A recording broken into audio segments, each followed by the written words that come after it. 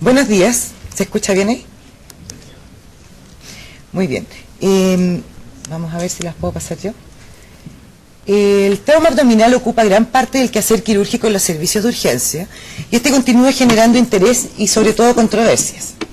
Desde 1960 se promueve evitar la laparotomía de rutina en heridas por arma blanca y se han introducido numerosos test para ayudarnos a tomar decisión si operamos o no operamos al paciente.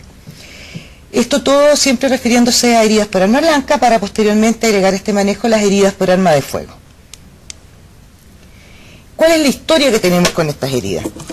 En los tiempos antiguos, en los tiempos de los gladiadores, el manejo siempre fue obviamente no operatorio porque no existía la cirugía. Algunos pacientes se podían tratar de esta manera y algunos se salvaban.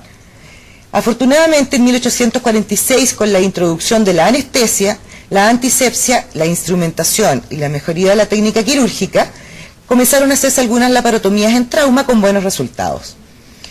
En la Primera y Segunda Guerra Mundial y en la Guerra de Corea, se dieron cuenta que si operaban a todos los pacientes, sobre todo precozmente, es decir, se realizaba una laparotomía obligatoria, los pacientes podían tener más posibilidades de salvarse. Y a partir de ese momento, se traspoló efectivamente a la vida civil y se dijo que la laparotomía era obligatoria en las heridas penetrantes abdominales, ya sea por arma blanca o por arma de fuego. Sin embargo, con el aumento de la violencia civil, la violencia callejera, que comenzó en los años 50, 60, los cirujanos se vieron absolutamente desbordados en los servicios de urgencia y tuvieron que hacer una especie de triage quirúrgico y decidir a qué pacientes operamos primero, a cuáles no operamos porque no alcanzamos. Y en ese momento se dan cuenta que más del 30% de las laparotomías por heridas penetrantes, ojo, civiles, no mostraban daño significativo en órganos intraabdominales. Entonces todo esto los llevó a reevaluar esta laparotomía que era tan obligatoria para el trauma. En este contexto, el manejo selectivo no quirúrgico se propuso primero por Chaftan y luego por otros autores. Evidentemente que si nosotros entramos en materia, tenemos que partir comparando que no es lo mismo los diferentes tipos de arma blanca que existen y tampoco es lo mismo una herida por una arma de baja velocidad, por armas de guerra o por escopeta. Entonces tenemos que tomar algunas consideraciones antes de decidir que vamos a hacer un tratamiento no quirúrgico. Lo mismo en las heridas por arma blanca. Se ha visto que el 50% de las heridas por arma blanca en la pared anterior no tienen lesiones. En pared abdominal posterior el 85% no tienen lesiones. Desafortunadamente, si uno busca en la bibliografía, el porcentaje de lesiones en las heridas de los flancos no hay nada claro. En las heridas por bala, 1/3 de los pacientes con heridas en pared abdominal anterior no tienen lesiones significativas y 2/3 de pared posterior tampoco las presentan. No es lo mismo tampoco, y a lo mejor alguno podría reconocer aquí su centro de trauma, si usted está trabajando en un centro de trauma, en un hospital de urgencia como es el mío en Santiago, o en la urgencia de un pequeño hospitalito que se pueda encontrar en algún pueblo, en alguna ciudad pequeña. Evidentemente que para poder plantear un manejo no operatorio en un trauma abdominal, primero tenemos que descartar a todos aquellos pacientes que tienen indicación de laparotomía inmediata. Está claro que el paciente que ingresa en shock, con evisceración, con sangre en el tubo digestivo, en vejiga, con peritonitis o con perforación de víscera hueca claramente demostrada, va a la laparotomía inmediata y se aleja de este manejo que estamos proponiendo. ¿Qué pasa con el aire libre bajo el diafragma? Aquí viene como la primera controversia, porque a mí me enseñaron, y yo en los 20 años que llevo como cirujano de urgencia, que habiendo aire libre bajo el diafragma en una radiografía de abdomen simple, es lesión de víscera hueca. ¿Por qué? Porque el abdomen tiene una presión abdominal positiva.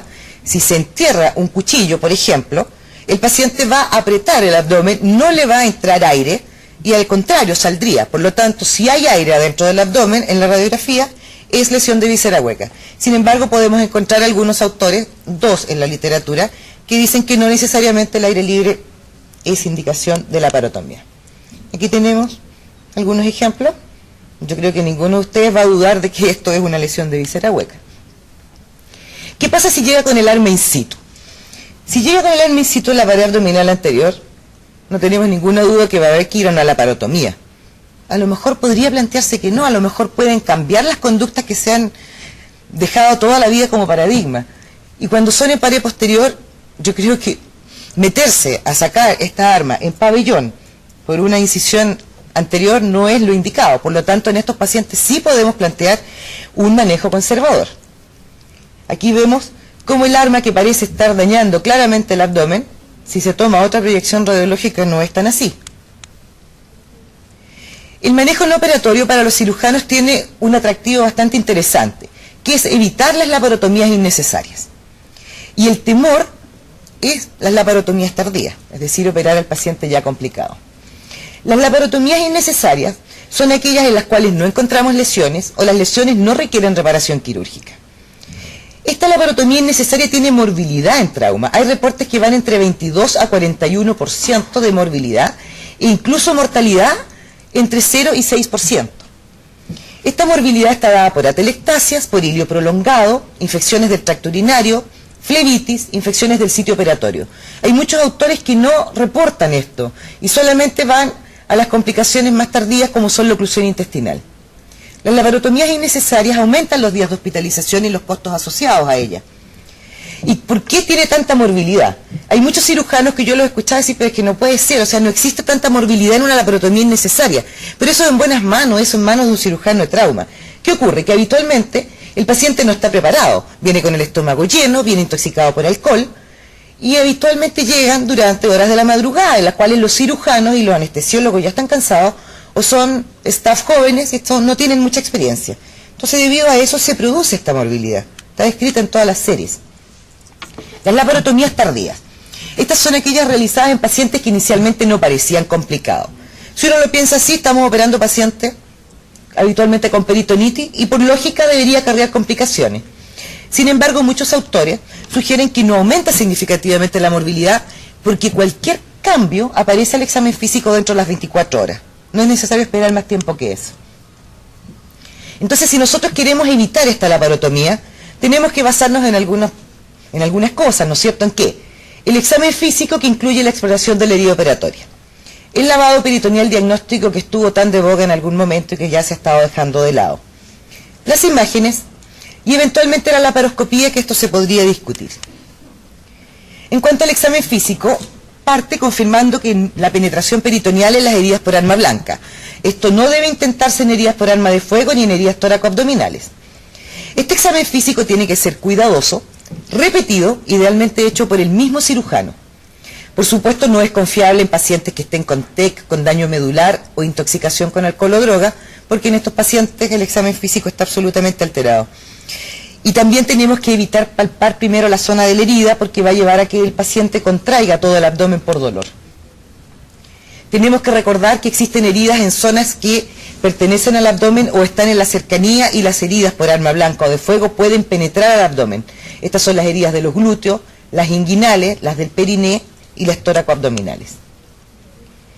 Si nosotros solamente pensamos, llega el paciente, lo examinamos, realizamos un examen físico y decidimos, va para manejo no operatorio o para manejo operatorio, la precisión de esta decisión inicial va entre el 72 a 92% en buenas manos. Bastante bueno esto. Cualquier cambio en este examen físico puede motivar exámenes complementarios. Y recordar que los cambios al examen físico se van a producir antes de las 24 horas. ¿Qué pasa con el lavado peritoneal diagnóstico? Este fue introducido por Roth en 1965, reveló ser una técnica segura y efectiva en el trauma abdominal. Sin embargo, todos sabemos que es muy sensible, pero poco específico, porque bastan 30 cc de sangre diluidos en 1 litro de suero para que nos dé un recuento positivo. Además, no hay un acuerdo en el recuento de glóbulos rojos para decidir la laparotomía. La mayoría, y cuando se comenzó, se decía 100.000 glóbulos rojos por cc, pero posteriormente se ha bajado hasta 1.000 glóbulos rojos por cc para detectar heridas del diafragma en las heridas toracoabdominales. Si nosotros nos basamos solamente en el lavado peritoneal diagnóstico para decidir la laparotomía, tenemos un 11 a 26% de laparotomías innecesarias. La utilidad de este lavado peritoneal está principalmente dada cuando es negativo y cada vez se va utilizando menos. Los detractores del lavado dicen que se asocia con altos rangos de falsos positivos, que no juega ningún rol en el trauma penetrante de dorso y que su uso en heridas por arma blanca consume tiempo, recursos y es un procedimiento innecesario. Por supuesto que también hay autores que están a favor de él y dicen que para los pacientes con heridas por escopeta sin indicación de la laparotomía inmediata, es decir, estable, sin evisceración, es un confiable indicador de lesión y necesidad de cirugía. Y esto sí me parece súper importante porque yo creo que uno tiene que ser lógico de acuerdo a sus recursos. En situaciones en que la tecnología es limitada, provee de un recurso seguro y barato para confirmar la penetración peritoneal. Y tenemos algunos casos en los cuales un lavado peritoneal claramente positivo y otros en los cuales se está enviando la muestra al laboratorio. En cuanto a las imágenes, contamos con las radiografías simples en diferentes proyecciones, sobre todo es muy importante las heridas por bala, para ver sobre todo si no hay salida dónde se encuentra alojado este proyectil. La ecotomografía reglada, que es el caso nuestro, nosotros contamos con ecotomografía todo el día por radiólogo, no durante la noche ni los fines de semana, y la EcoFast, que se está cada vez usando más, realizada por cirujanos, nos lleva a laparotomías negativas, si nos basamos solamente en este resultado, en 10,7%. Y en este momento se está hablando bastante de los buenos resultados que da el TAC helicoidal de triple contraste. Aquí les quiero advertir que no tengo mayor experiencia y esto solamente obtenido de la literatura. Este TAC helicoidal tiene que ser hecho con triple contraste, en pacientes obviamente hemodinámicamente estables, que no tienen indicación de laparotomía inmediata, con una herida en cualquier localización de la pared abdominal. Se usa medio contraste intravenoso, oral y rectal. Puede excluir con certeza la penetración al peritoneo, evitando una laparotomía innecesaria, facilita el manejo de una lesión aislada hepática con o sin angioembolización. Sin embargo, hay que tener precaución porque pueden pasarse inadvertidas lesiones de víscera hueca, lo mismo que lesiones de diafragma, que hay que tener una alta sospecha para poder detectarlas. Tiene una alta sensibilidad y especificidad, están descritas sobre el 95% ambas, sobre todo en áreas conflictivas como el dorso y flancos. Sería el test de elección para heridas confinadas al retroperitoneo. Y hay algunos casos que en este momento también me parece importante, que solo se hacen con contraste intravenoso con similares resultados. ¿Por qué? Porque se supone que al aplicarle el medio contraste oral y rectal no mejora la certeza diagnóstica, consume tiempo y sería potencialmente peligroso administrarle un medio contraste oral a un paciente que no está preparado y que viene con el estómago lleno.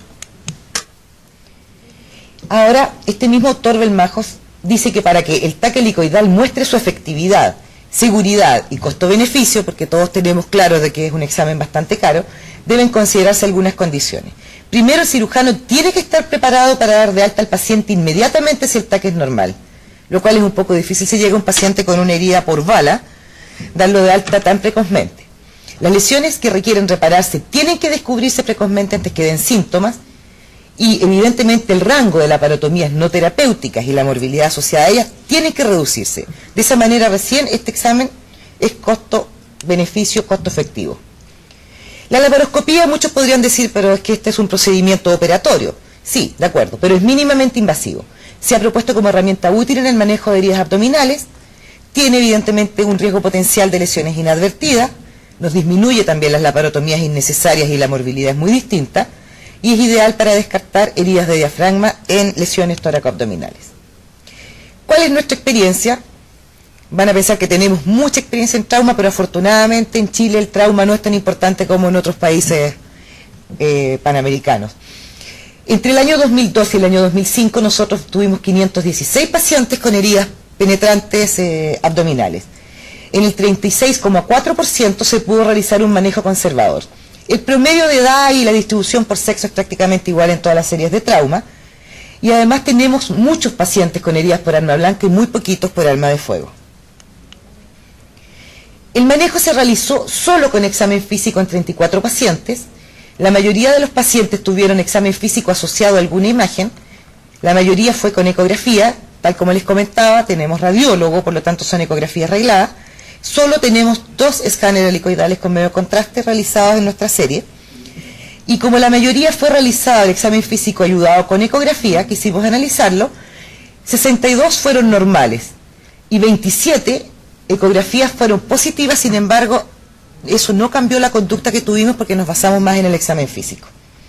El tiempo de hospitalización, más o menos en más de un tercio de los pacientes, fue en menos de 24 horas. La mayoría, el total de los pacientes antes de las 48 horas habían sido evacuados del hospital. Tenemos solo 2 complicaciones. Una de ellas fue un urinoma también, recordé cuando el doctor Ludia habló de su caso. un reingreso, porque el paciente del urinoma permaneció hospitalizado hasta que se le resolvió su caso, un reingreso que tuvo un hemoperitoneo infectado. No tenemos mortalidad en nuestra serie. Como conclusión, si bien el manejo no operatorio ha demostrado ser seguro en los últimos años, hay que tener algunas condiciones. Primero tenemos que tener un examen físico confiable, es decir, hecho por cirujanos de trauma. Tenemos que tener cirujanos disponibles 24 horas en el centro donde trabajemos y tienen que ser experimentados. Tenemos que tener acceso a una monitorización adecuada y un centro de trauma con un número de pacientes tal que nos permita obtener experiencia. Es decir, si nosotros recibimos 3, 4, 5, hasta 10 pacientes penetrados al año, no podemos realizar un manejo no operatorio porque no vamos a tener experiencia en ello. Muchas gracias.